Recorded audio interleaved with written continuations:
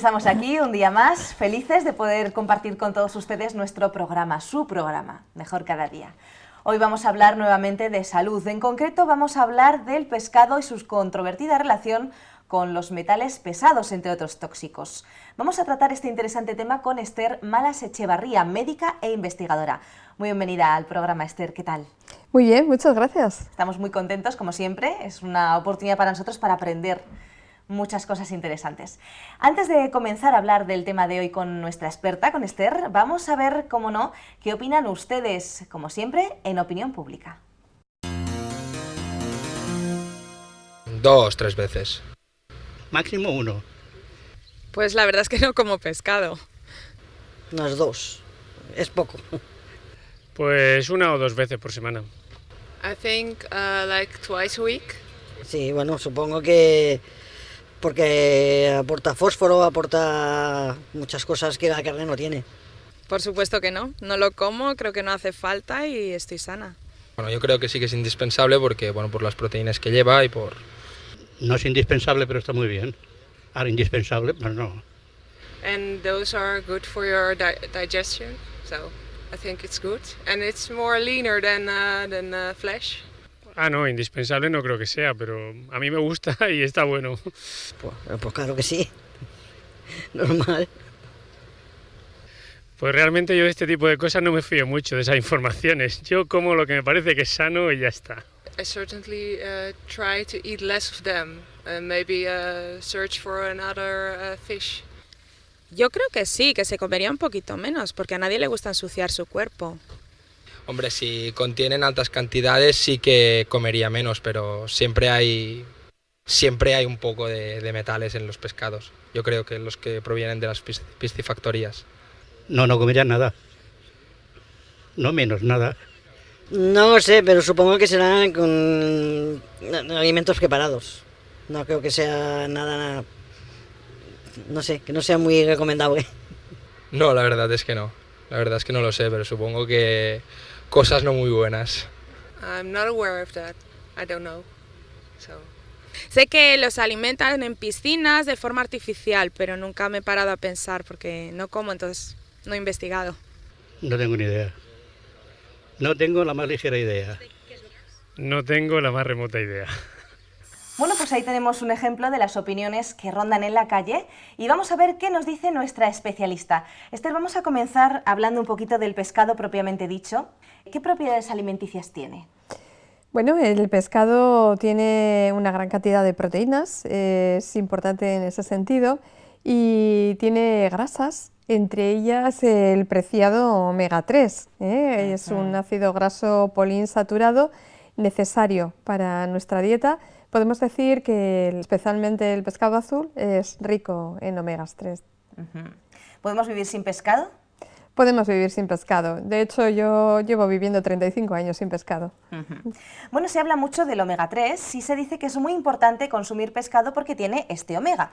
¿Qué es exactamente este omega y solamente se encuentra en pescados? El omega 3 es un ácido graso poliinsaturado. Necesitamos ingerir grasas en nuestra dieta.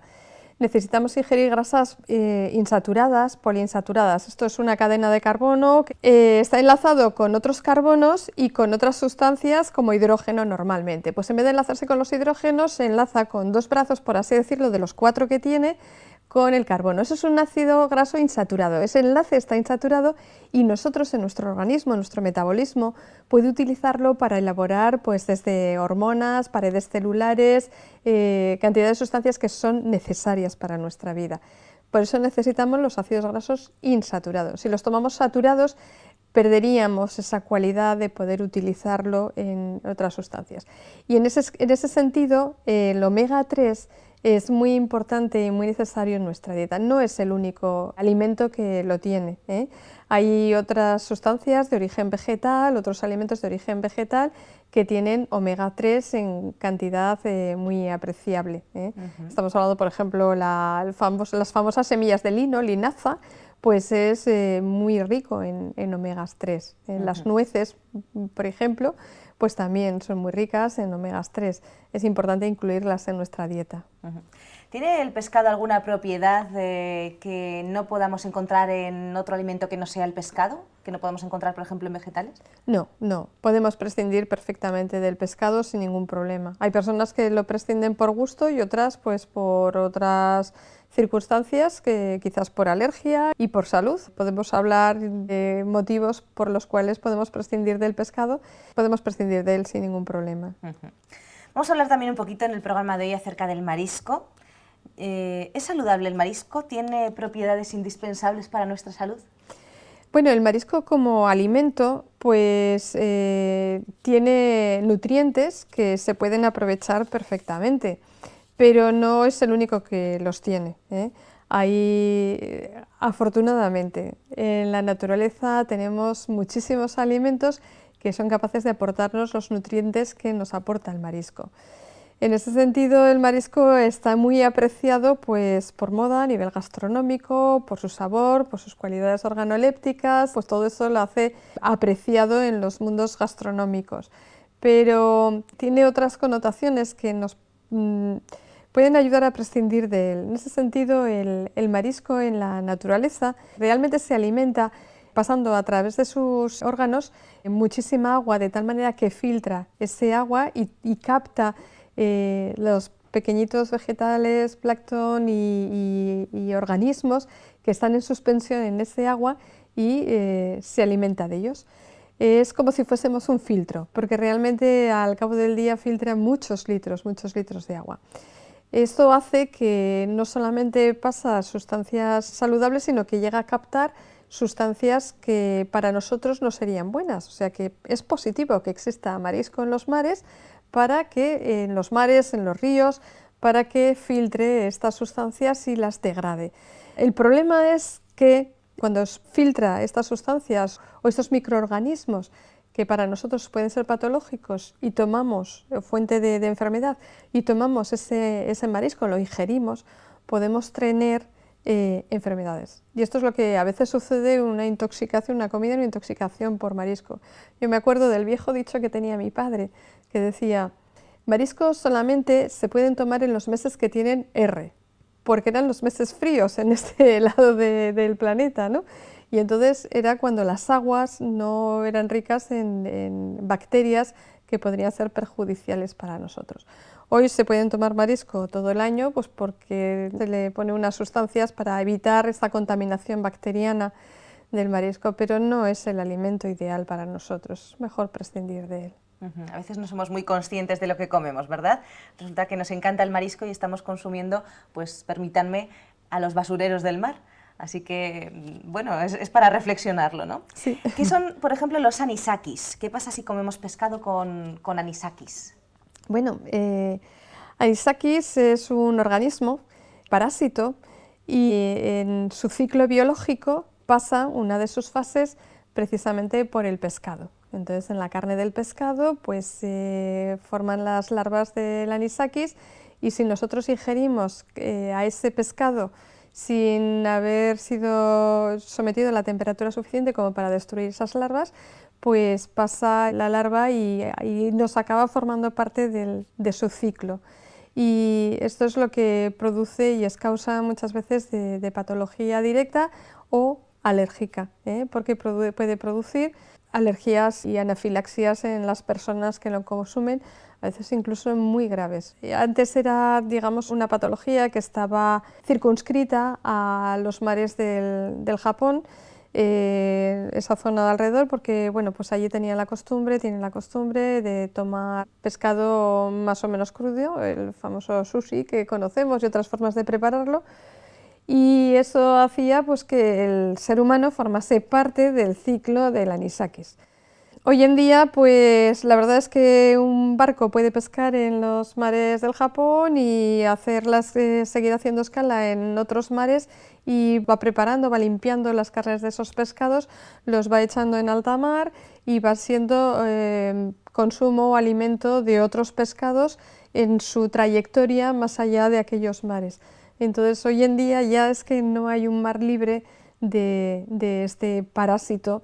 Y realmente los estudios que se hacen en nuestros mercados europeos, acerca del pescado que se vende, pues se ve que están todos realmente contaminados con anisakis, prácticamente todos, por lo que ya la persona que consume pescado sabe que si no se ha congelado previamente antes de la venta, pues tiene que congelarlo para producir la destrucción de ese parásito y evitar la incomodidad de formar parte del ciclo de este animal o ser afectado por una reacción alérgica anafiláctica. Así que decías que importante calentar o cocinar el pescado y si queremos comer sushi o cualquier tipo de pescado crudo, pues por lo menos que haya sido congelado previamente. Sí. Interesante. Vamos a hablar también en el programa de hoy específicamente, sobre todo, de una cuestión que va más allá de anisakis o que va más allá de todas esas sustancias que pueden tener los mariscos. Vamos a hablar de los metales pesados en los pescados que después nosotros ingerimos, de modo que al final los que tenemos esos metales pesados somos nosotros.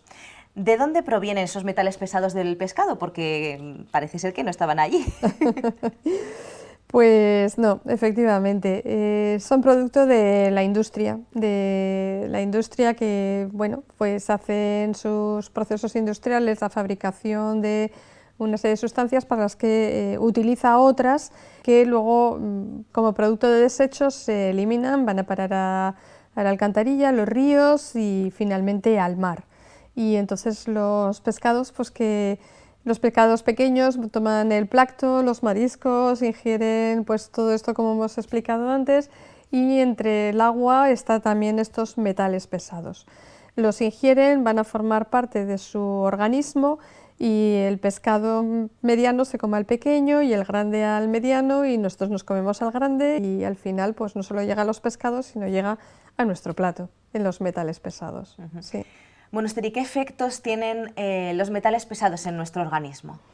Pues a propósito de esta pregunta me gustaría mencionar la enfermedad de Minamata. Es una enfermedad que así mismo no nos dice nada y Minamata no es el nombre del científico que la descubrió, sino el nombre de la población que lo padeció.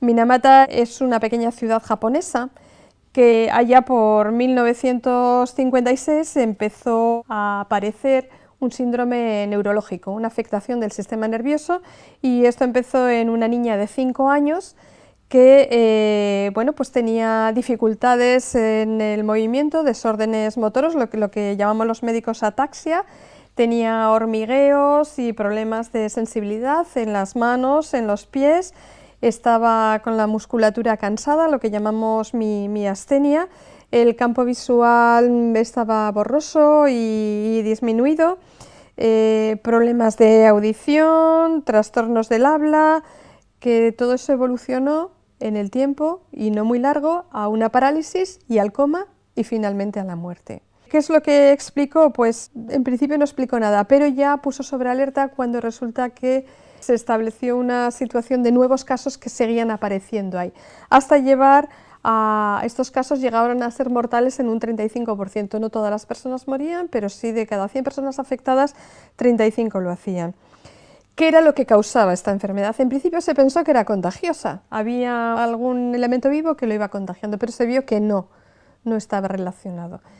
Y se llevó a sospechar que la causa de esa enfermedad neurológica tan grave radicaba en el consumo de pescado y de marisco. Había una empresa química, Chiso, que en lo que producía vertía al mar numerosos metales pesados. Entre ellos estaban pues, el plomo, el mercurio, el manganeso, el arsénico, el talio, el cobre, el selenio. Esto es el primer caso en 1956, 3 años después se llevó a un análisis de las aguas que demostró que había unas cantidades de mercurio exorbitantes, muy por encima de todo lo que se considerara como algo adecuado. En 1932 aquella empresa había empezado a fabricar un acetaldehído. Para la fabricación del acetaldehído necesitaba sulfato de mercurio, y ese sulfato de mercurio en ese proceso de fabricación se degradaba una pequeña parte a metilmercurio. Todo esto se vertía al mar. Fijaros, si fabricó en aquellos tiempos, en el primer año, pues 210 toneladas de acetaldehído, esa producción se incrementó a lo largo de los años. El metilmercurio también se incrementó. fue en 1968, 12 años después, cuando se llegó a legislar la situación para que el control de metilmercurio no fuera vertido a los mares. Es una situación bastante triste que lleva a aprender a través de la experiencia desgraciada e incluso mortal y de afectación neurológica muy, muy grande. Esto no solamente con el mercurio podemos hablar, esto hablamos de dosis importantes y altas, pero el mercurio en pequeñas cantidades sigue siendo tóxico, puede afectar nuestra salud, no a estos niveles, pero sigue afectando. El problema son los estudios que son estadísticos y la relación de una cosa con otra no siempre convence a todos en ese sentido. El manganeso, por ejemplo, hay estudios que se han hecho en poblaciones en Montreal, en Quebec, por ejemplo, en la Universidad de Quebec, que ha realizado estudios de los efectos del manganeso en niños, tomando muestras de orina y viendo su rendimiento intelectual. Y lo que sí ha relacionado es que las concentraciones altas de manganeso estaban relacionadas con un rendimiento intelectual bastante menor. Entonces se ve que el manganeso afecta. Naturalmente en esos estudios se ha descartado otras circunstancias que podrían afectar al rendimiento intelectual y se relaciona el manganeso.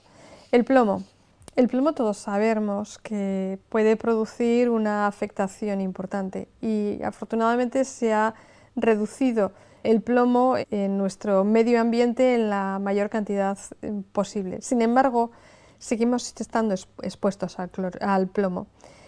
A menores dosis, es cierto, pero seguimos estando expuestos al plomo. Ya se ha legislado de hacer gasolina sin plomo, reducir, que antes se ponía el plomo en las gasolinas para incrementar el octanaje de las mismas. Pero ante la afectación de la salud, la demostración inequívoca de que afecta a nuestra salud se ha reducido. Sin embargo, se ha visto que, a pesar de que se habla de dosis mínimas permitidas en el medio ambiente, no hay una dosis segura de plomo. Todo eso forma parte de nuestro medio ambiente. Hablamos de metales pesados, pero no solamente los pescados contienen metales pesados, también contienen otro tipo de sustancias nocivas para nuestra salud. Sí, son compuestos orgánicos más complicados que el simple átomo de esos metales pesados, pero hay compuestos orgánicos persistentes que también son producidos por la industria y forman parte de esa cadena alimentaria porque se vierten y los pescados los contienen igualmente. Y esos compuestos orgánicos persistentes, como se los llaman, se van acumulando de la misma manera que se acumulan los metales pesados y finalmente llegan a nosotros, la cúspide de la cadena alimentaria, y se depositan en nuestros tejidos y nos afectan dañando nuestra salud. Y no solo el tema de su metal pesado, como podemos hablar de las dioxinas u otras sustancias, sino que además es que se combinan entre unos y otros y hacen un cóctel en el que se potencian, no se suman de una forma, una adición simple, no se potencian unos a otros sus efectos perjudiciales, alterando nuestra salud. Y de hecho se relaciona a enfermedades como cáncer o enfermedades de tipo neurológico con los metales pesados y con los compuestos orgánicos persistentes. La verdad es que llama mucho la atención. Seguro que nuestros telespectadores en estos momentos se están preguntando, bueno, ¿y cómo hacemos para deshacernos de todos esos metales pesados, de todas esas dioxinas, de esos COP? Y tenemos una mala noticia para ellos. Sí. Sí que tenemos una mala noticia porque yo les diría, consuman pescado, pero un pescado libre de estas sustancias. La cuestión es, ¿dónde encontramos un pescado libre de estas sustancias? Pues realmente no los hay, porque los mares y la comunicación entre ellos, como antes lo he explicado con el tema de los anisakis, están globalmente afectados, y cuanto el mar es más pequeño y menos comunicación tiene con los mares abiertos, la concentración de estas sustancias es mayor. Quiero decir, si yo puedo elegir entre algo pescado en el Mediterráneo y algo pescado en Pacífico o Atlántico, pues tiene más probabilidades el del mar cerrado de tener mayores contaminantes que los del mar abierto. Si puedo elegir entre comer un pescado pequeño y un pescado grande, siempre es mejor comer el pescado pequeño, que en su vida ha tenido y en su tamaño ha tenido menos tiempo de acumular estos contaminantes, que el pescado grande, que vive más tiempo y durante el camino va concentrando en lo que los pescados pequeños van a tener. Y si puede elegir el no tomar pescado, muchísimo mejor, en ese sentido mucho mejor. Pescados de piscifactorías también son pescados con más contaminantes.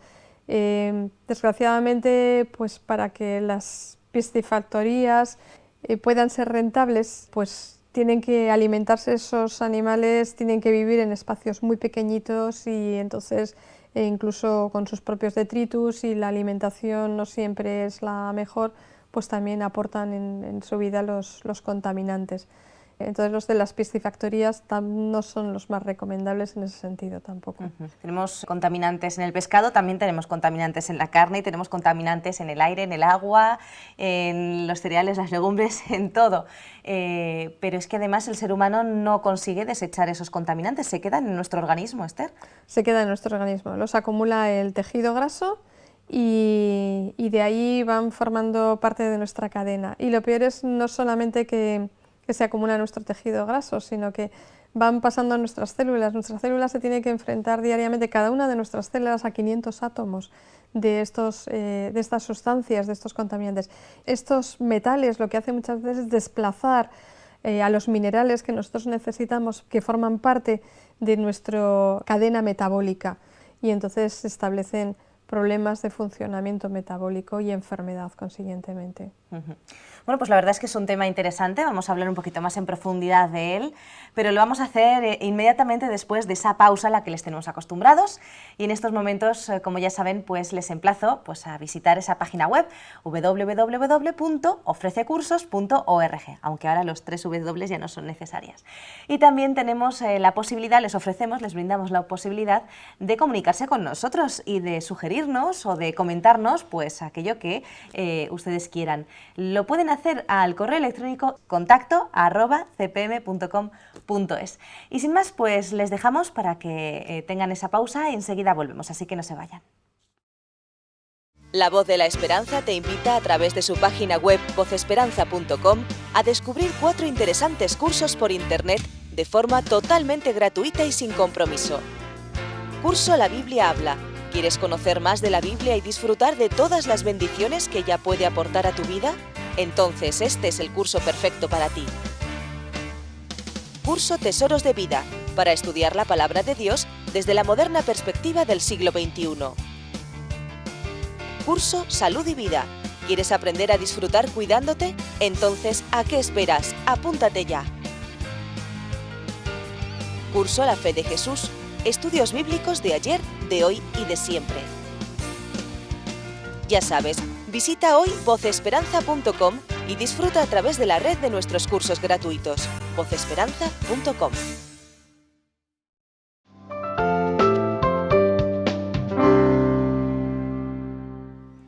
Seguimos aquí en Mejor Cada Día y seguimos hablando con la doctora y además investigadora Esther Malas Echevarría. Estamos hablando hoy de un tema muy interesante, estamos hablando de los metales pesados en los peces, pero también estamos tocando un poquito pues el tema de todos los contaminantes que estamos añadiendo a nuestra alimentación. Esther, hablabas antes, en la primera parte del programa, esos pescados que se comen a los otros pescados, por tanto se van añadiendo esas dioxinas, esos metales pesados, nosotros nos los comemos a ellos, eso se queda en nuestro tejido graso, no se elimina.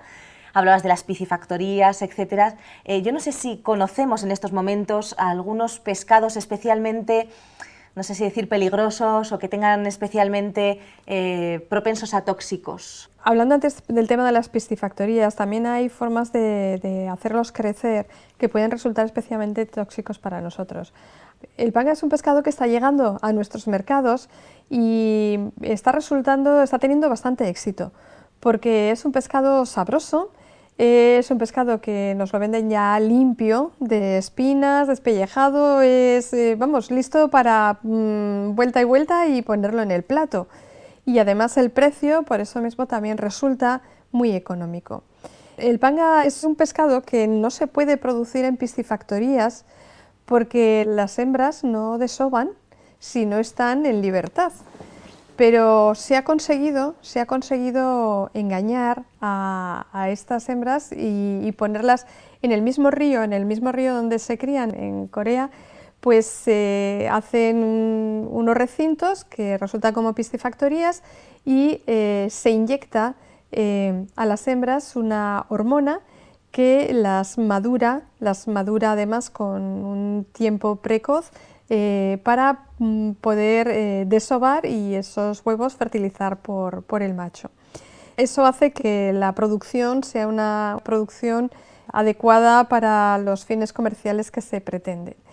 El panga, lo que pasa es que es un pescado que lo consumimos con esa alegría y realmente está siendo sometido a una crianza aumentada, abusiva y siendo además dado de comer, pues de nuevo, con sustancias que no son las mejores y que por ser pescado también precisamente acumula estas sustancias de las que hablábamos, los metales pesados y los contaminantes orgánicos persistentes. Hay personas que piensan que es un alimento lo que se llama limpio, por ejemplo, dentro de la dieta judía se puede pensar que es kosher, sin embargo no es kosher porque tiene las aletas pero no tiene escamas.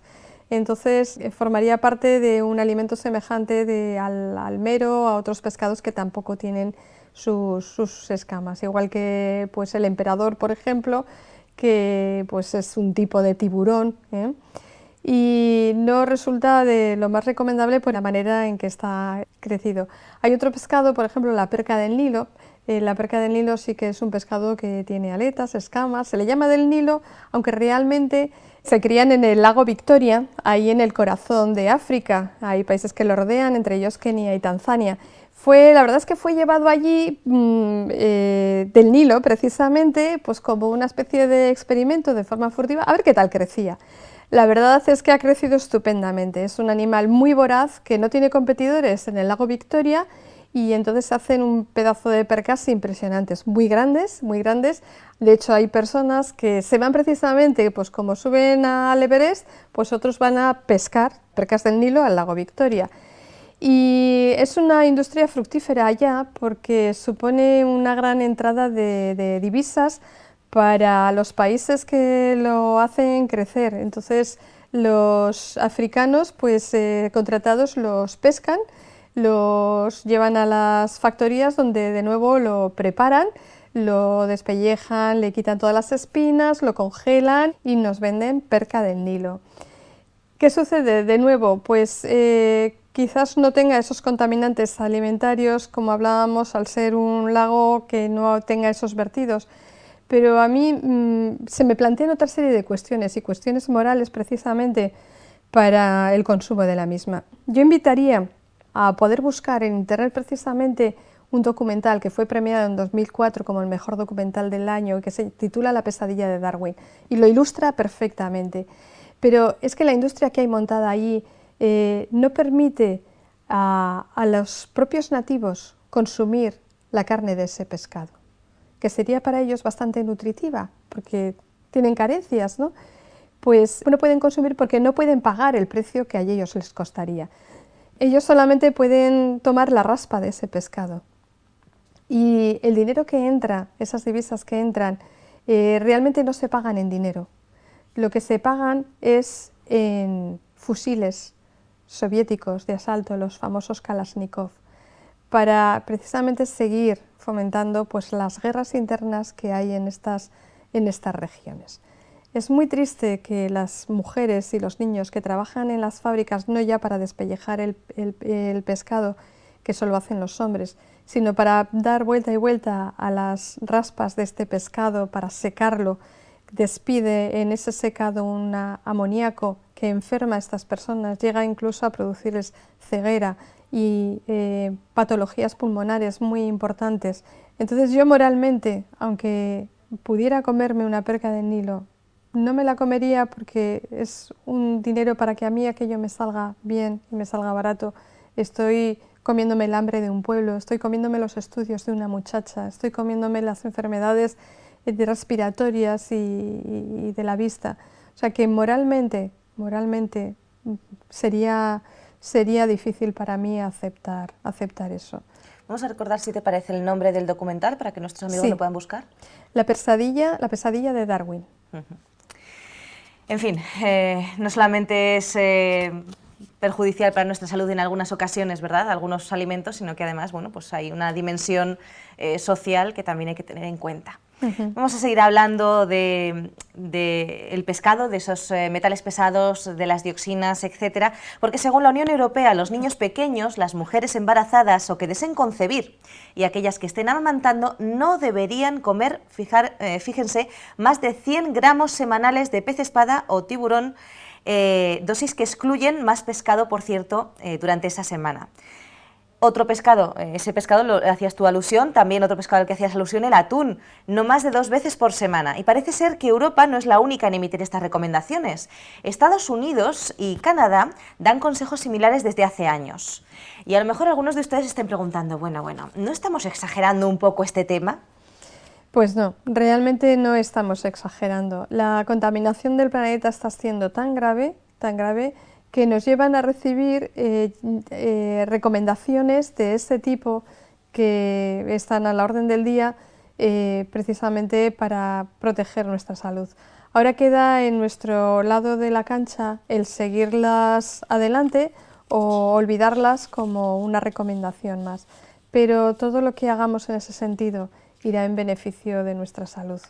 En este sentido, pues aludías el tema del delfín. Perdón, quería decir el atún. Lo que pasa es que se me han cruzado los cables porque si somos observadores a la hora de comprar atún en lata, hay algunas latas que aparece la imagen de un delfín. ¿Y qué significa eso? ¿Que estamos comiendo, que se come delfín o que hay en las latas? No, son técnicas de pescar que si antes se pescaba el atún en redes, entonces en las redes realmente se enreda todo, pescados grandes, pescados pequeños, y uno de los animales que se enredaba en ellos era el delfín. El delfín lo hemos visto en los documentales que acompaña a los barcos pesqueros especialmente y también turísticos incluso en su navegación. Hay personas concienciadas que entienden que no tiene por qué la pesca del atún verse envuelta con la desgraciada muerte de los delfines.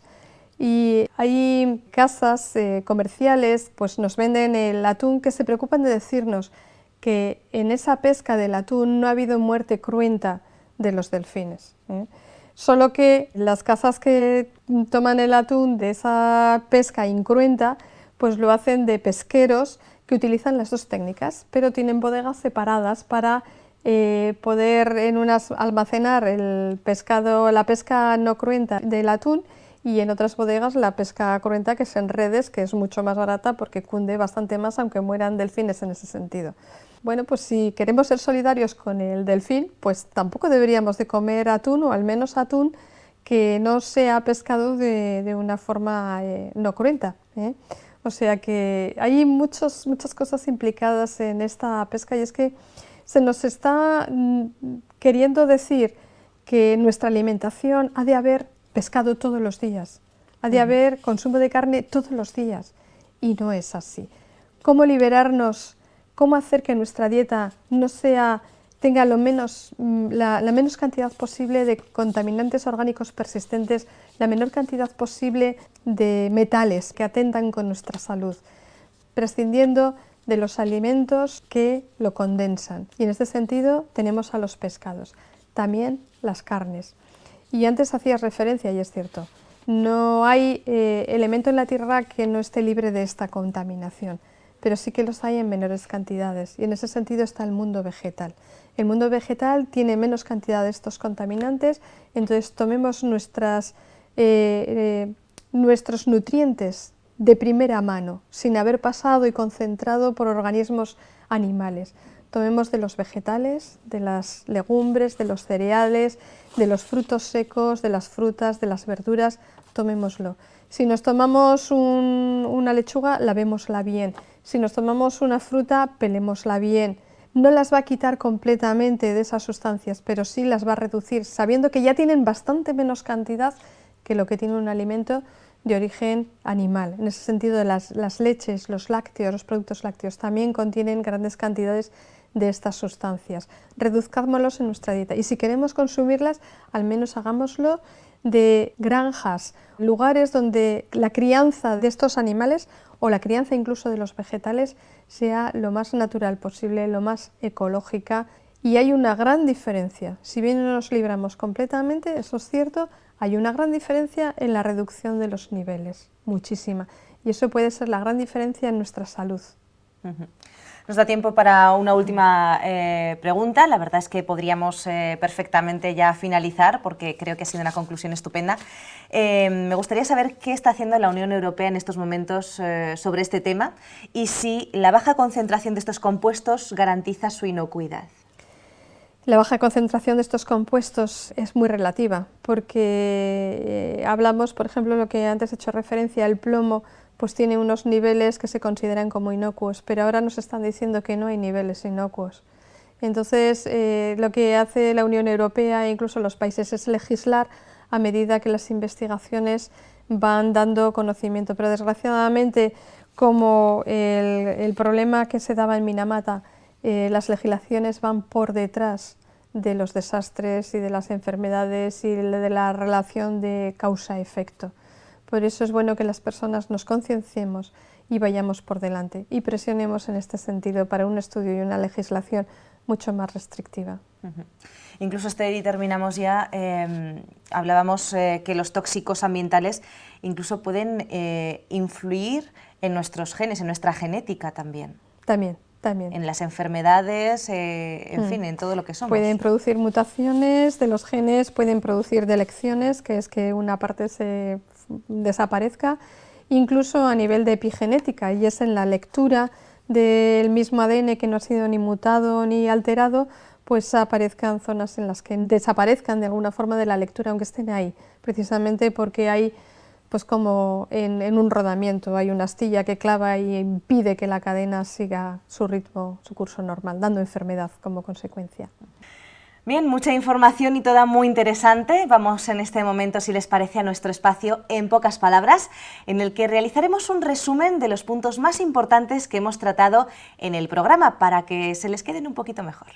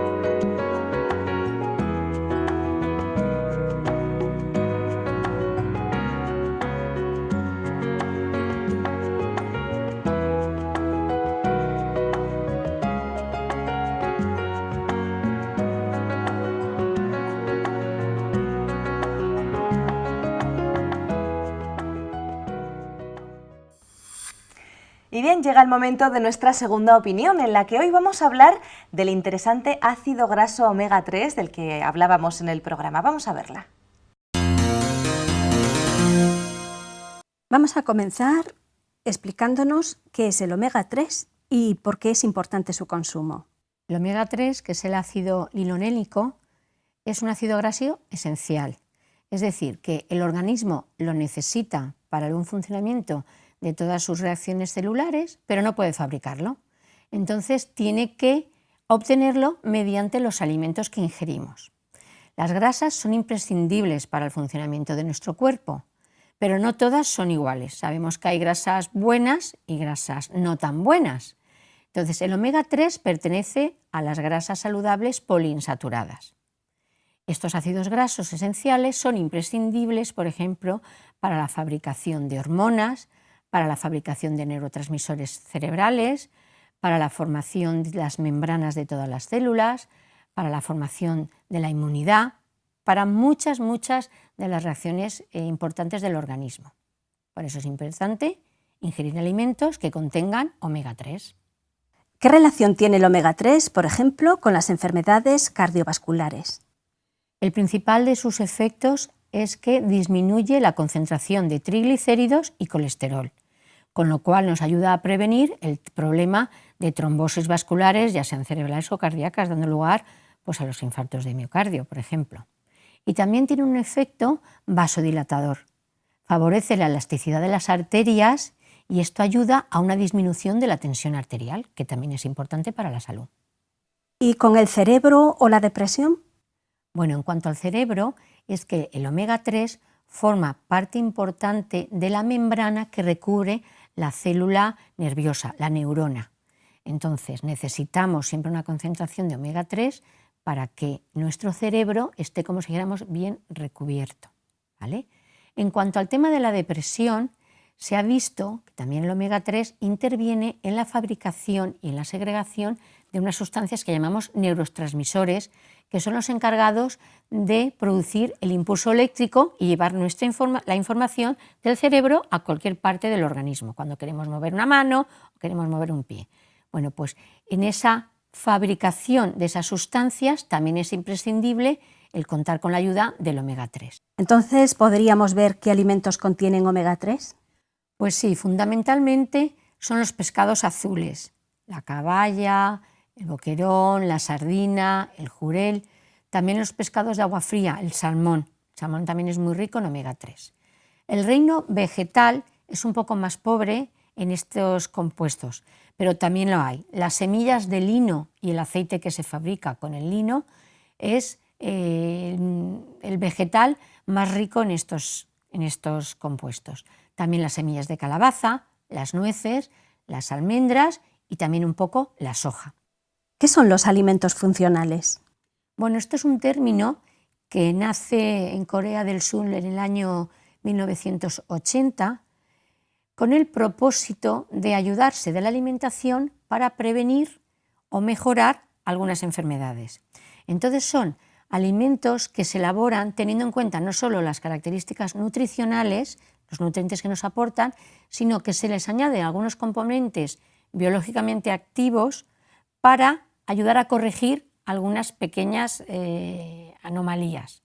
Se les añaden minerales, vitaminas, fibra alimenticia, ácidos grasos esenciales y así se enriquece y se pueden corregir pues, problemas de colesterol, problemas de tensión arterial, problemas de estreñimiento crónico.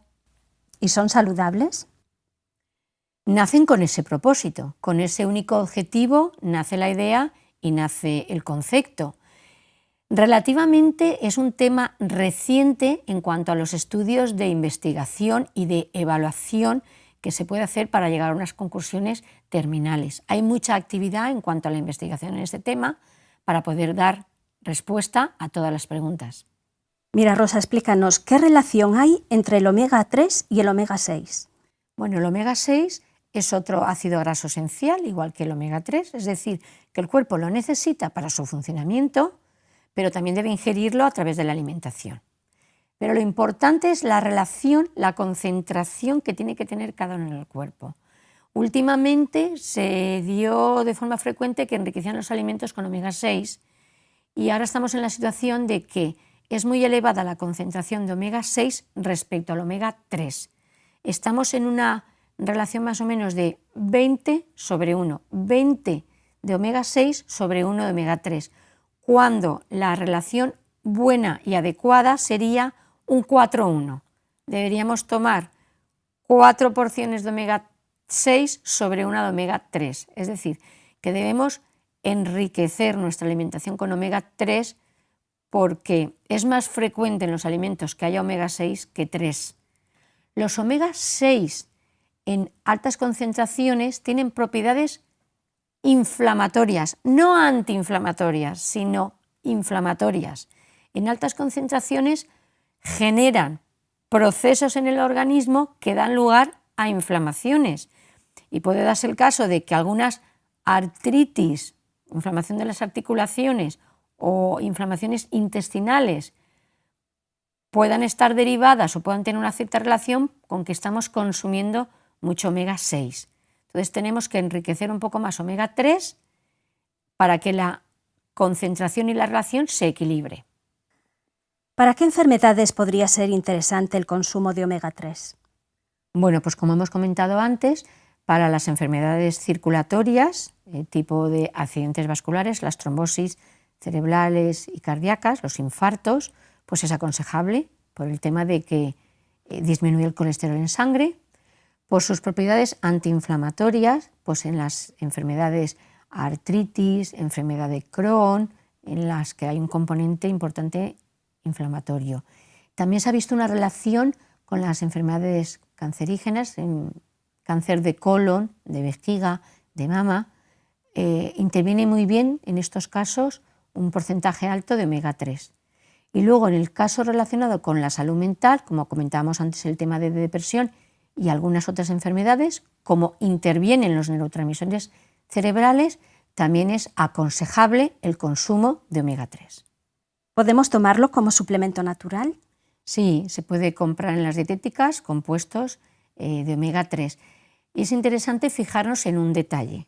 Los ácidos grasos tienen, como si dijéramos, fracciones y subtipos. Entonces, en el compuesto sería interesante que nos fijáramos en los ingredientes y viéramos si está especificado los subtipos de omega 3, porque es conveniente que el subtipo EPA sea de una concentración más elevada que el que pone DHA. O sea, más elevado el EPA que el DHA. Son letras, no voy a deletrearlas porque es complicado, pero sí que ver un poco en los ingredientes que el EPA sea más elevado.